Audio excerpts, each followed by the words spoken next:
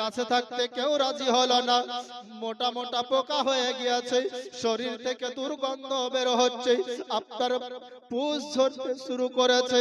ওই সময়তে কেউ থাকতে রাজি হয় না, সবাই যেন একে একে বিদায় নিল। মা রহিমা ওইখানে বসে বসে স্বামীর যেন সেবা করতে থাকে, গা থেকে যেন ওই পোকাগুলো একটা একটা করে বেছে বেছে ফেলতে থাকে, আর যেন সেবা করে। হযরত আইয়ুব আলাইহিস সালাম হযরত বিবি রহিমার হাত ধরে বলে, ওগো আমার বিবি, তুমি কেন এখানে বসে থাকলে? আমার আগেকার বিবি গুলো সব চলে গেল, তুমি কেন বসে থাকলে? ওগো বিবি রহিমা, তুমিও চলে যাও, চলে যাও, আমাকে আমার হালাতে ছেড়ে দাও, আমার কাছে থেকে তুমি কষ্ট পাইও না।